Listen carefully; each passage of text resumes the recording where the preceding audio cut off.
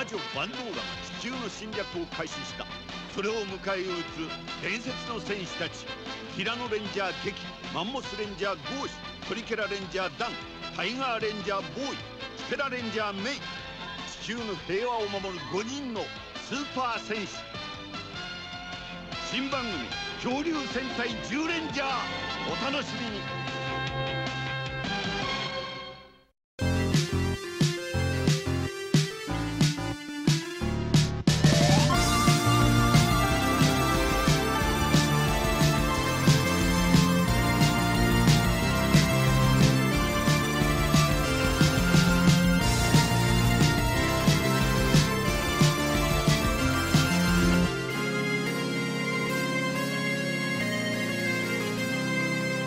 Bonjour à tous et bienvenue dans Tokuscope, l'émission du tokusatsu et de la science-fiction japonaise.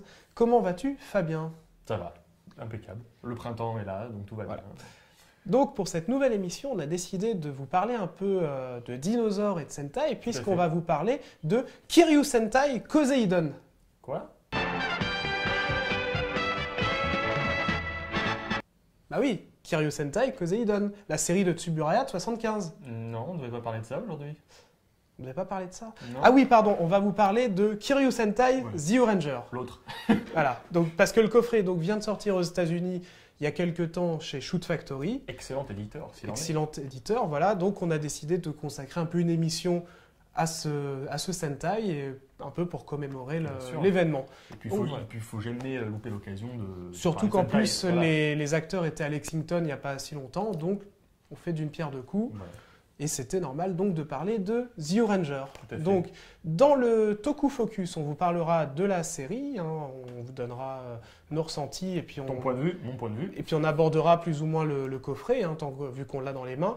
Dans la Toku Cave, Fabien, de quoi allons-nous parler? Alors ne vous énervez pas, on va vous parler des rushs japonaises qui ont été commandées par Saban pour la fin de saison 1 de Power Rangers. Donc ce sont des images exclusivement japonaises. Mais bon, c'est moi qui les ai choisies et je vous dirai pourquoi. Voilà. Ne nous tirez pas dessus tout de suite.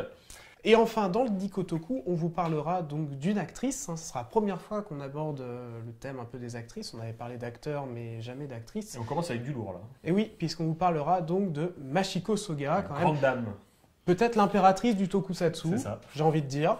Donc voilà, on y que va. dire? On lance le focus? C'est parti. Bah c'est parti.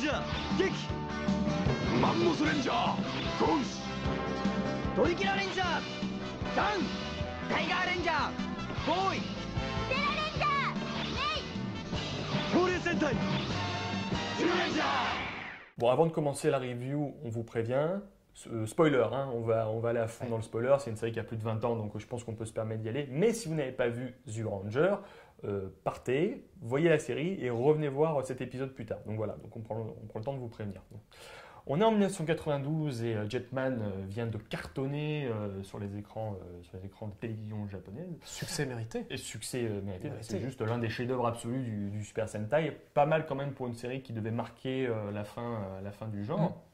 Et donc les producteurs de la Toei se sont dit, on va pas rester sur un méga carton. On va quand même continuer notre petit... Tant qu'à faire. Tant qu'à faire, continuons notre petite lancée sur le Sentai. Plutôt que d'être intelligent, pourquoi pas repartir et... Oui, voilà. Et donc, ils ont fait une 16e saison, donc la saison Kiryu Sentai The Ranger, où ils ont décidé de modifier complètement le concept. Cette fois, on tourne le dos à l'aspect technologique, aspect science-fiction, pour plutôt aller vers un Sentai orienté fantasy, mythologie et chevalerie. Voilà. Même si le début commence un peu de manière SF, puisqu'on découvre une nouvelle planète, qui s'appelle la planète Nemesis, et donc une navette spatiale avec des astronautes va sur place pour l'explorer. Ils emmènent des enfants aussi avec eux, pourquoi pas. On est comme ça au Japon, on emmène les enfants dans l'espace, normal. Et donc par inadvertance, ils libèrent la fameuse sorcière Bandora, ainsi que ses 4 sbires, et puis bon, elle fait ce que doit faire tout méchant de Tokusatsu, c'est-à-dire Elle casse tout, elle veut conquérir la planète et tout ça. Sauf que le vieux sage Barza, donc, qui est une espèce de vieux sage gnome, qui est le pendant positif de Bandora. De Bandora, voilà, son alter ego gentil, libère les 5 guerriers mythologiques Zyuranger, qui sont tous issus de grandes familles royales japonaises. Voilà, donc on a donc comment il s'appelle, donc Geki, Goshi, Dan, Boy et Mei. Voilà, donc c'est les 5 guerriers mythologiques. Voilà. Et donc chacun a un guardian beast. Voilà, ce sont leurs mechas qui forment eux-mêmes le fameux Gatai, le fameux robot Daishyujin. Le fameux Daishyujin qui est un dieu mecha. Voilà, on peut le décrire comme ça. Donc ils vont devoir affronter Bandora et à mi-parcours de la série, on a un 6e personnage qui arrive, un 6e ranger, donc le Dragon Ranger, Burai, qu'ils vont devoir affronter et qui n'est autre que le frère de Geki, donc le Tyranno Ranger. Donc voilà pour le résumé. J'ai oublié de dire que Zyuranger est surtout inspiré des dinosaures. Oui, c'est ça. Oui, c'est le premier Sentai. C'est quand même le premier Sentai préhistorique produit par la Toei. Voilà. Donc, Jordan, qu'est-ce que tu... Non, je te laisse commencer. Bon, d'accord, je commence. J'adore Zyuranger. J'adore cette série. Je trouve que je sais pas comment tu fais, mais... Je trouve que c'est une série géniale parce que justement, ils se sont dit, plutôt que de refaire Jetman, ils sont allés vers un truc complètement différent. Oui, ils ont été feignants, quoi. Je trouve pas qu'ils ont été feignants. Si, ils ont été feignants. Ils ont pas été feignants parce que faire un Sentai orienté fantasy, c'était quand même assez rare. C'était l'une des premières fois vraiment qu'on allait dans tu le vois genre. Clairement qu'il y a des problèmes dans le scénar. Tu vas pas me dire qu'il n'y a aucun problème. Je veux pas dire qu'il y a... Non, mais j'ai le droit d'aimer. Non, j'ai le droit d'aimer. C'est une très très bonne série. C'est une série qui est quand même globalement très très bien écrite. Qui est quand même... Ah bon? Ah oui, je trouve que quand même... Non, mais... Mais laisse-moi dire, toi, tu vas faire ton rente après. Chacun son tour. Oh là là, c'est pas possible. Voilà. Le fait de l'ancrer dans la mythologie, dans l'histoire japonaise, c'est quand même une super idée parce que donc, le Tyranno Ranger, donc Geki, c'est un membre de la famille Yamato. Et donc, vous savez, le nom Yamato est très très important dans la fondation du Japon. Donc déjà, ça, je trouve ça génial.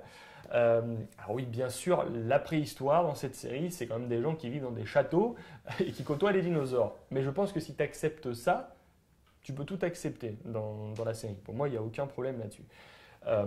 J'ai beaucoup aimé le fait que les monstres de la série soient des personnages issus de la mythologie, même si encore une fois la préhistoire c'est avant les mythologies gréco-romaines, oui. mais c'est pas grave. Du coup ça donne. On n'est pas un problème près. Donc non, mais ça donne lieu à des super créatures. Le génie là, le djinn il était magnifique, le sphinx il était magnifique, et encore c'est que 2 créatures parmi toute une galaxie d'autres monstres que moi je trouve superbes. Les méchants sont superbes, même les petits patrouilleurs, là, je sais pas où les golems. Les golems, là, je sais plus où il est là. Il est là en bas. Les golems, je les trouve super. L'idée de faire du robot un dieu, c'est une super idée. En plus, le fait qu'il puisse parler, c'est quand même pas mal. Moi, je trouve ça cool, puisque ça permet d'être... C'était mieux géré dans Bioman, quand même. Oui, mais c'est ça. Là, encore une fois, on est dans un contexte mythologique, et le fait qu'ils puissent parler et avoir des interactions avec eux, c'est quand même pas mal. Même si, effectivement, tu peux te dire, oui, il y avait des robots à l'époque préhistorique. C'est pas grave. C'est pas grave, du moment que le récit t'entraîne vers quelque chose d'intéressant, ça reste quand même chouette. Même le personnage de Bandora, je me rends compte qu'ils ont coupé plein de trucs dans la version américaine et on nous a vraiment massacré le perso. Mais vraiment, on nous l'a massacré parce que finalement, on a toujours les mêmes rushs d'elle en train de regarder à travers son télescope. Et tu dis, le personnage a tellement beaucoup plus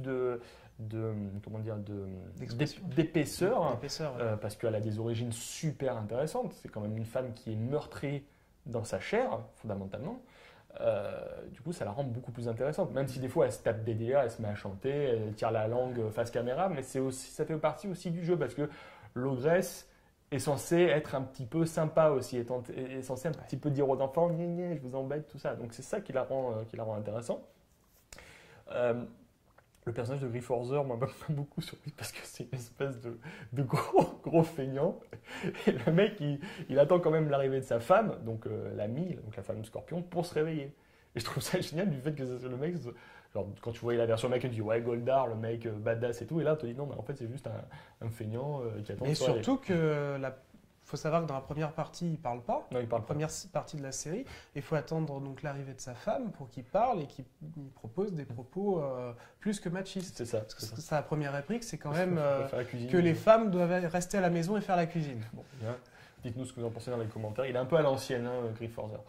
Le personnage du 6e Ranger, le personnage de Burai, on sait très bien que ce mec ne survivra pas à l'histoire.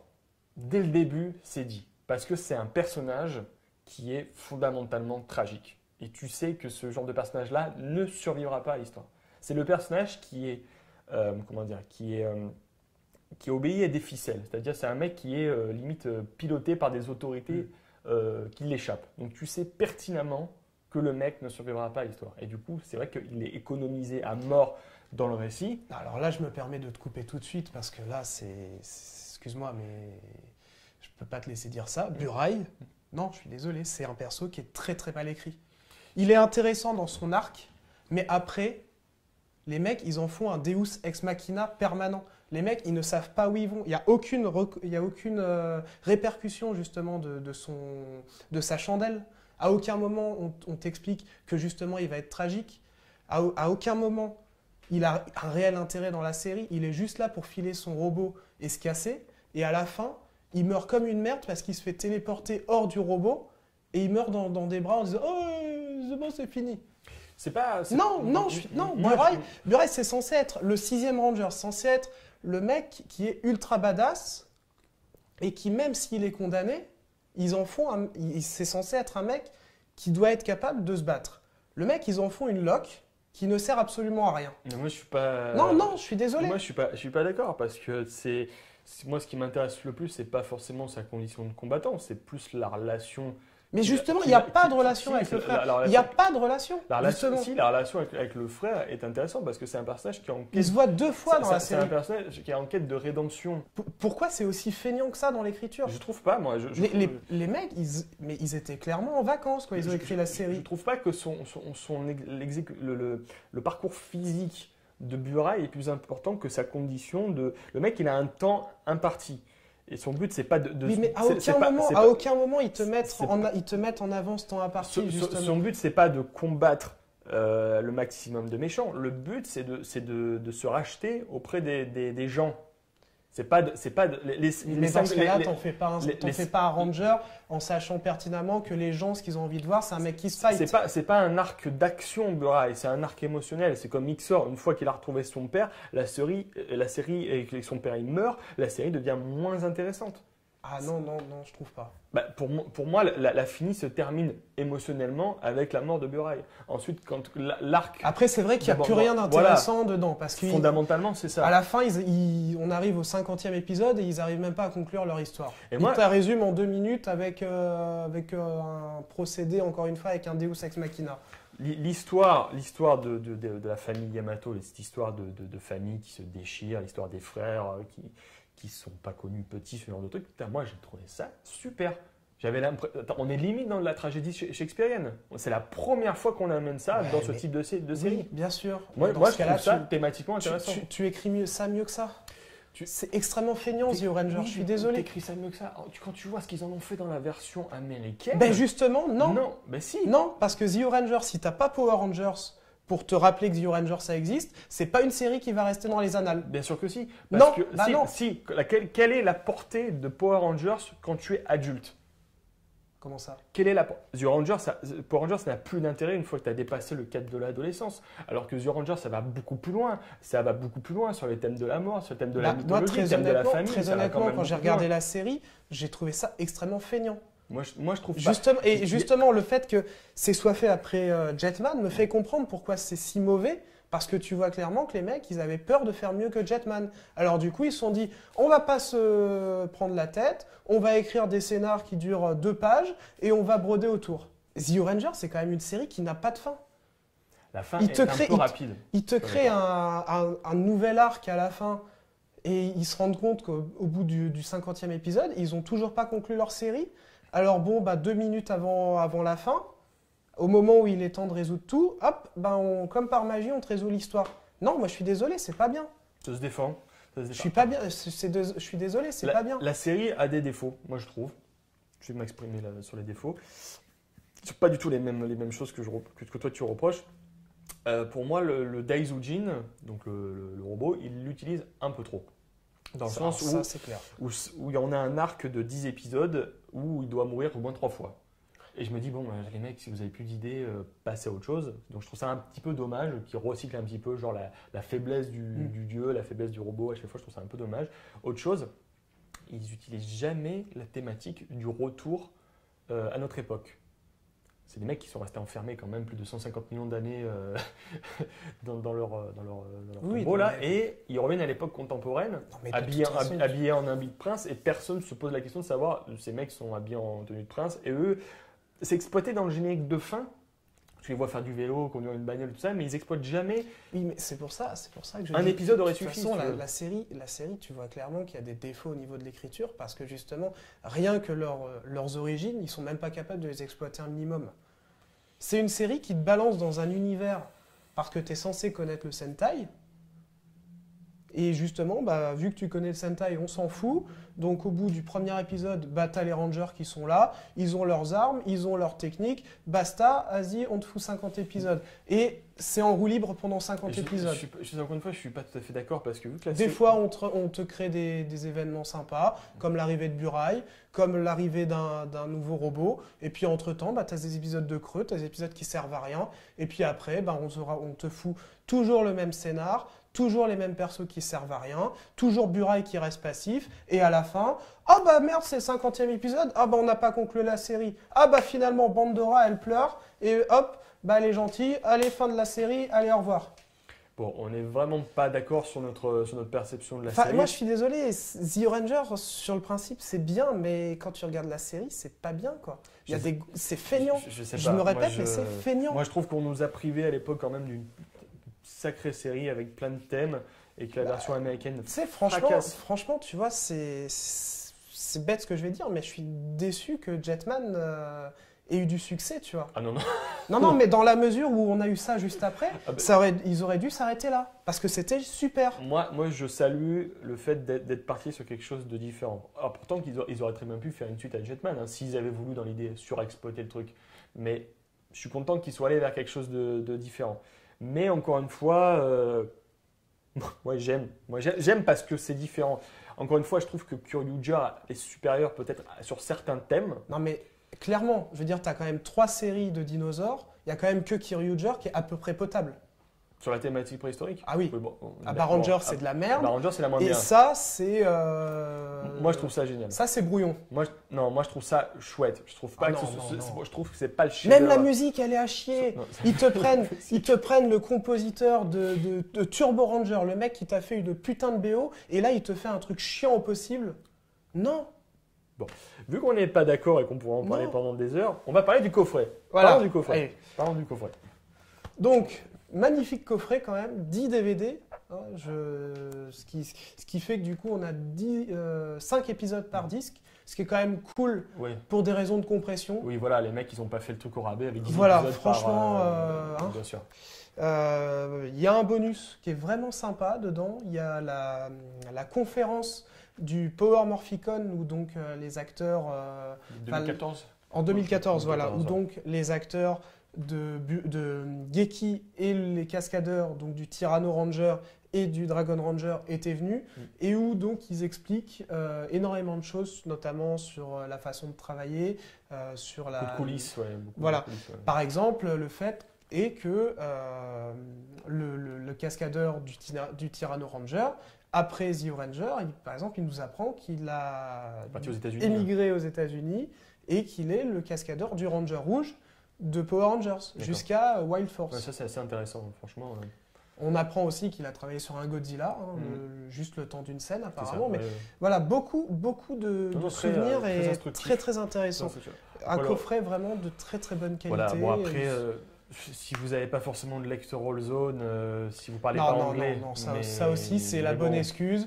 Ça aussi c'est la bonne excuse. Aujourd'hui, tout le monde est capable de dézoner son lecteur. Aujourd'hui, tout le monde est capable d'avoir VLC sur son ordinateur. Donc il faut arrêter de dire que si vous n'avez pas de lecteur All-Zone, je suis désolé, en 2015, tout le monde est capable de dézoner son lecteur. Hein, on n'est plus à l'arrivée du DVD. Il faut arrêter de jouer le feignant aussi et dire oui, j'ai pas de lecteur All-Zone. Moi, c'est à la portée de tout le monde. Ce qui me rassure, c'est vu qu'apparemment ça marche pas trop mal. J'ai hâte de voir quelle série ils vont sortir. Apparemment, c'est l'acteur du Bleu de Dino Charge qui a rencontré les producteurs de la Toei.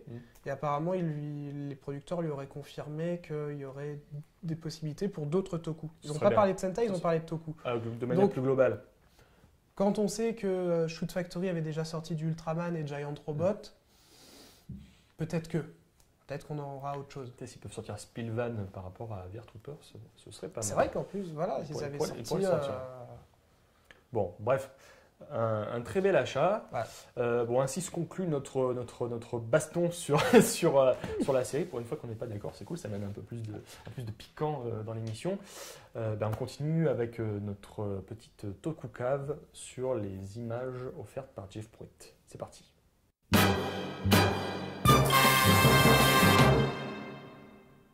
Donc, comme on l'a dit, The Ranger, donc c'est la base de Power Rangers, donc de la première série. Donc, à la base du projet Galaxy Ranger, puis Dino Ranger, puis Power Rangers.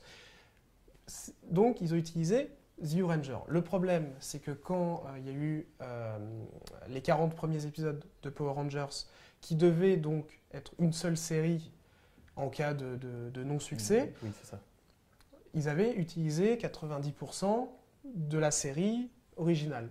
Donc, ce qui s'est passé, c'est que la série a été un succès. Saban a fait à l'époque 20 autres épisodes avant d'utiliser Die Ranger, mais justement il fallait combler ces 20 épisodes. C'est ça. Alors ce qui s'est passé, c'est qu'il a appelé Toei et il leur a dit est-ce qu'il y a moyen de tourner des scènes avec des acteurs uniquement les scènes d'action. Hein. Voilà. Même si par contre je précise que dans les 40 premiers épisodes, il y a quand même des scènes inédites qu'on n'a pas dans la série japonaise. Oui, c'est vrai. Il y a des images, il y a des scènes coupées de The Ranger qui ont été réimplantées dans Power Rangers. Tout à fait.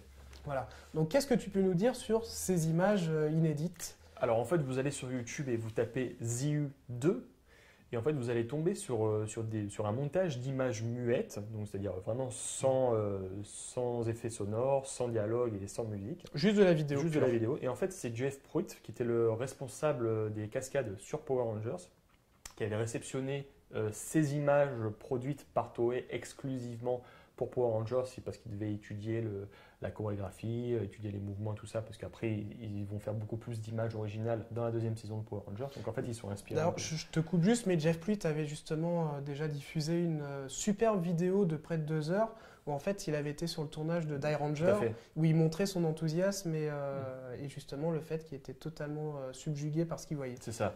Et en fait, là, moi, surtout, je voulais vous parler de ces images parce que peu importe le fait que ça soit à destination des Américains, je trouve que ce sont des images vraiment c'est un trésor. Non, mais de toute façon, mais pas uniquement ces images. Je veux dire, tout ce que met Jeff Pruitt sur sa page, dire le pseudo making of de Die Ranger, il a même mis des images où on voit les mechas justement de The Ranger à l'état de maquette. Il y a des mais juste, tu sais. Oui, les petites maquettes, oui, les voilà. petites. Il y a énormément de choses sur sa page justement qui font que ça rend ces uploads nécessaires. Non, ce qui est d'autant plus génial, c'est que là, c'est vraiment à destination du public. C'est-à-dire, on ne passe pas par un DVD, on ne passe pas par les producteurs. C'est vraiment du matériau que vous trouverez nulle part ailleurs et qui est à destination de tous. Moi, ce que je trouve intéressant, c'est que là, vraiment, on voit vraiment l'art du tokusatsu de manière brute. C'est-à-dire, on a le temps là de regarder,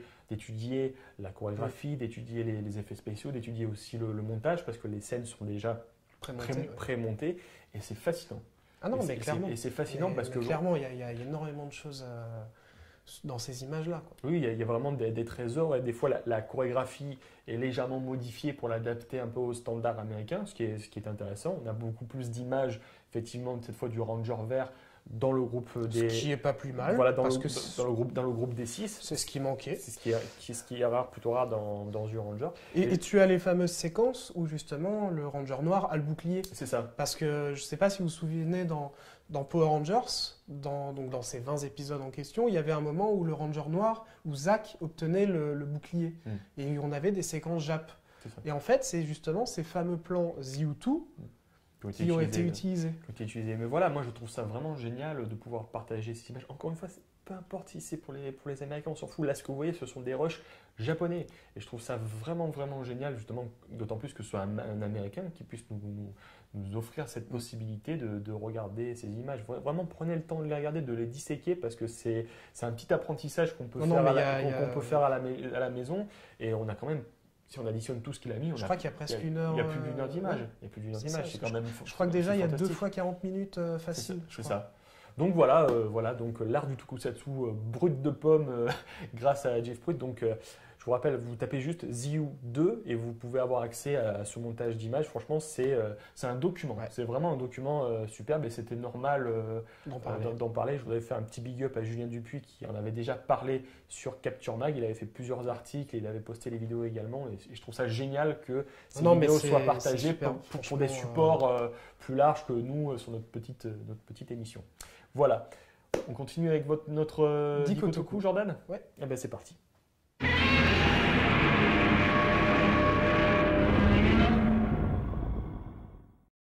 世界最大の魔女パンドラの役目曽我真知子でございます。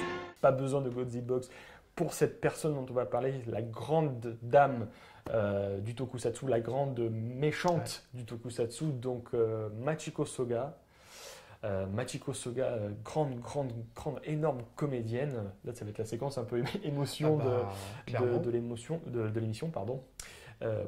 Qu'on connaît tous pour le rôle donc, de Bandora dans The Ranger, mais pas que. Il faut savoir que cette dame, donc, qui est née en 1938, elle a commencé d'abord en étant... Elle a une formation multiple. Elle est donc comédienne, elle est doubleuse et en même temps, elle est chanteuse. Ouais. Donc, elle a commencé sur NHK. Elle faisait beaucoup de dramas radiophoniques.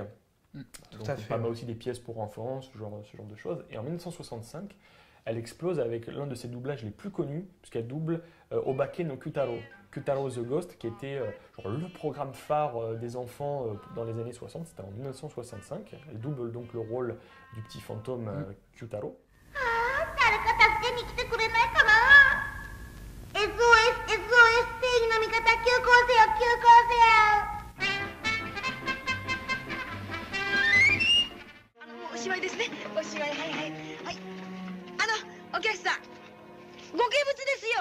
Et puis donc elle fait aussi plusieurs rôles au cinéma et elle joue dans l'un des meilleurs Zatoichi donc réalisé par Kenji Misumi, donc Zatoichi Les Tambours de la colère, où elle joue le rôle d'une foraine. C'est un rôle qui va durer, je sais pas, même pas 10 minutes à l'écran, mais la scène où elle est dedans, elle la bouffe. Oui, et puis surtout, c'est une scène qui préfigure un peu ses rôles dans le toku. Je veux dire, là, c'est un rôle de foraine, mais bon, ça fait penser au rôle de Bandora, où elle est plus ou moins bohémienne, ce genre de rôle un peu obscur. Un peu foufou, voilà. Un personnage, on va dire, haut en couleur déjà. Donc, elle fait aussi pas mal de doublages dans les années 70. Elle double l'un des méchants de Kamen Rider Stronger. Ensuite, elle fait une apparition dans Battle Fever J. Elle joue le rôle d'un monstre, d'un méchant. On la voit. Et elle avait joué aussi dans XOR et dans Charivan, où elle joue des monstres aussi. Elle fait des apparitions effectivement dans les séries de Metal Hero, où elle joue donc Anita l'abeille dans XOR, puis ensuite elle joue le rôle d'une cartomancienne dans Charivan. Mais avant ça, on a la période Sentai, où donc en 1980, elle joue le rôle de la reine Edriane dans Denziman, rôle qu'elle reprend juste après dans Sun Vulcan, quand même. Il voulait vraiment qu'elle soit à fond. Quand tu as une actrice comme ça, t'es obligé. T'es obligé de l'utiliser. Puis ensuite, on l'a vue, elle a fait des apparitions dans Jiraiya, dans Maskman, où elle joue le rôle de la mère de Barbare. Et un personnage assez touchant, on la voit dans un épisode, mais c'est un épisode assez sympa. Elle fait aussi la voix de Ball Boy dans Machine Man, l'espèce de petite balle de baseball qui parle avec des yeux tout mignons. Voilà, un personnage bien cute, bien kawaii. Chez nous, on la connaît en France dans le rôle de Pandora, dans Spillvan. Oui. Dans Spillvan, où C'est là, vrai qu'elle elle jouait reprend aussi le dans rôle Spillvan. de la grande méchante, un des personnages les plus intéressants de De sa toute façon, carrière. elle est... tout le monde se souvient au moins d'un de ses rôles cultes, quoi. C'est ça. En 92, ensuite, elle prend le rôle de Bandora, cette fois-ci, dans The Ranger. Rôle qui aura quand même valu la reconnaissance internationale, puisque bon, son personnage est devenu Rita Repulsa dans Power Et Rangers. elle redouble Oui. Rita Repulsa au Japon. Oui, c'est vrai. Quand Power Rangers est diffusé au Japon, c'est elle qui va redoubler le personnage. Donc on peut clairement dire qu'elle a joué partout. Elle a bouclé la boucle. Voilà, enfin, Elle a bouclé la boucle.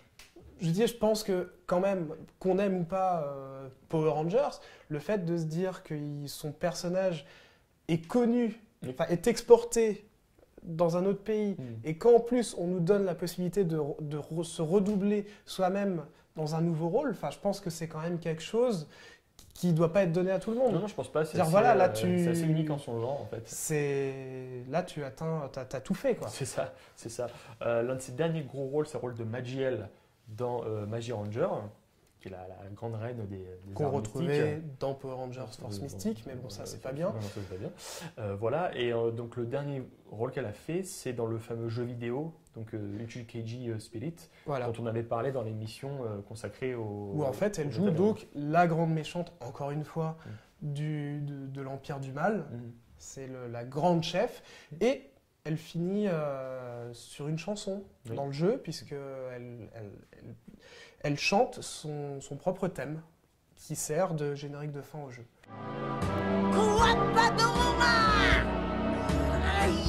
よくもやってくれたね。こうなったら今度はこの私が直々に相手をしてやる。生きて帰れると思うなよ。Voilà. Et ensuite, elle nous quitte, on nous l'arrache en 2006, voilà, cancer du pancréas, voilà, saloperie de maladie, j'ai envie de dire. Et c'est vraiment dommage parce que aujourd'hui, avec toute l'effervescence qui revient autour du Sentai Et je pense que et des conventions, elle aurait eu un succès voilà. énorme. Je pense mais qu'elle clairement. serait partout. Enfin, les gens voudraient la voir, je pense. Et plus encore, justement, encore une fois, parce qu'elle a joué Rita Repulsa, elle serait encore plus acclamée que les acteurs, par exemple, de The Ranger, Je pense, comme ouais. on a eu le cas Je pense. à Lexington, tu vois. Du fait que tout le monde la connaît, tout le monde l'a vue, tout le monde a au moins ce souvenir, parce que même Rita, je veux dire, tout le monde s'en souvient, quoi. C'est peut-être un des méchants les plus charismatiques de Power Rangers, même. Ouais. Donc, obligatoirement, je pense que les gens, ils auraient eu, tu vois, cette envie de la rencontrer. Tu vois, Je pense. Enfin, Tout à voilà, fait. je pense qu'elle aurait fait ça le comble facilement. Son problème. Moi, ce que je trouve génial avec elle, c'est que dans son jeu, vous verrez, il y a toujours une complicité avec le spectateur. Elle joue le rôle de la méchante parce qu'elle sait qu'elle est très bonne dans ce genre de rôle. Mais aussi, il y a toujours ce petit truc dans le regard qui fait que on s'amuse. Voilà. On s'amuse. Et je crois que c'est aussi ça. C'est qu'on apprécie qu'elle nous fasse peur, en fait. C'est ça que je trouve génial. Et surtout, on avec se sent en confiance. elle. On se sent en On confiance. sait qu'on ouais. va avoir peur parce qu'elle va Ouais. jouer la méchante. Qu'elle va le faire Mais bien. on sait que, vu la renommée qu'elle a, Mm. on sait qu'on est en sécurité avec elle. C'est ça, c'est un peu comme fait vraiment partie de cette famille du Toku. Et Plus avec elle qu'avec d'autres méchants. Tu je vois, pense, ouais. tu prends par exemple le Dr Man dans Bioman, Mm. il a peut-être ce côté plus cruel Plus encore cruel, ouais. qu'elle peut avoir, tu vois, par Oui, exemple. je suis d'autant plus admiratif d'elle, et je pense qu'on va finir là-dessus, c'est que elle a quand même joué la plupart de ses grands rôles de méchante passé la quarantaine, et elle aurait pu dire non mais c'est bon, je suis passé l'âge Ouais. de jouer ce genre de truc, et non quoi, elle va à fond dans le truc, Elle a assumé, elle assume le rôle, pleinement les looks improbables, les postiches. Non, franchement, je trouve ça quand même admirable, et c'est vraiment une grande dame. D'ailleurs, dans la conférence, à un moment, les acteurs en parlent Oui, de ils parlent Machiko d'elle, Suga ouais. et ils dévoilent des petits souvenirs comme ça qui sont remplis d'émotions, quoi. C'est ça. Et justement, ils disent que c'était quand même quelqu'un de très gentil, de vraiment qui prenait facilement les gens par la main pour les emmener plus loin possible. Enfin, vraiment quelqu'un qui avait quand même de l'énergie et de l'envie à revendre, quoi. Voilà, une grande dame qui nous manque. 世界最大の魔女バンドーラドドララドドララバンドーライエー Bon bah écoutez, on vous remercie pour cette émission, enfin voilà, de nous suivre tout le temps. On espère que ça vous a plu. Avant de finir, on a quand même une grosse info. Petite ou une grosse annonce, je t'en prie. Donc, comme vous le savez, le 18 et 19 avril prochain aura lieu donc, le Cartoonist, cette année à Montpellier. Donc, qu'est-ce qu'on peut dire en ce qui nous concerne? On passera. Non, mais vis-à-vis du tokusatsu. Donc, monsieur Hiroshi Butsuda sera présent. Pour ceux qui ne sauraient pas qui c'est un réalisateur d'effets spéciaux et de séries et de films de tokusatsu, depuis quasiment Zio Ranger et même avant. Je crois que son premier, c'est Five Man. Voilà. Donc, un grand monsieur. Et on a un deuxième invité. Oui.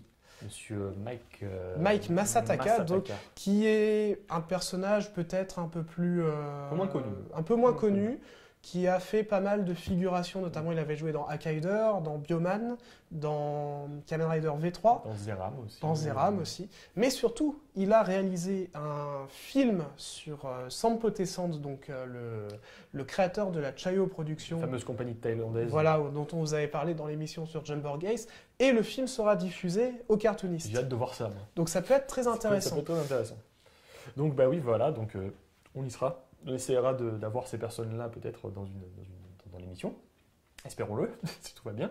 Voilà, bah écoutez, merci toujours pour votre soutien. Tokuscope, c'est toujours sur Cinefuzz, donc sur le site Cinefuzz, sur la page YouTube de Cinefuzz, sur le Facebook de Tokuscope, sur le Twitter de Tokuscope. N'hésitez pas à nous soutenir sur Tipeee, c'est toujours ouvert, donc les chouchous, ça fait toujours du bien. Voilà, pour qu'on soit plus beau et qu'on ait plus de maquillage pour la prochaine émission. Voilà. Jordan, qu'est-ce que tu nous as sélectionné en musique aujourd'hui? Vu qu'on parle de Zio Ranger, pourquoi pas rester sur Zio Ranger en parlant de la musique du générique de début. C'est juste génial. Parfait. Non, parce que le générique de fin, faut pas exagérer.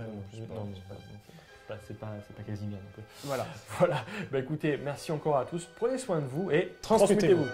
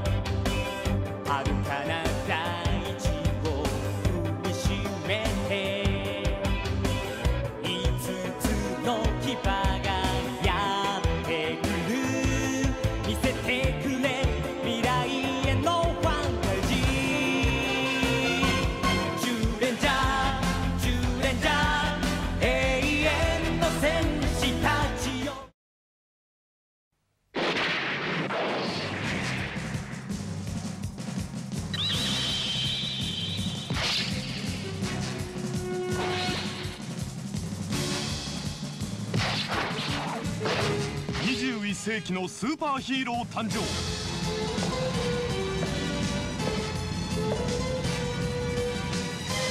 世界の平和を守るため戦え正義のヒーロー仮面ライダー。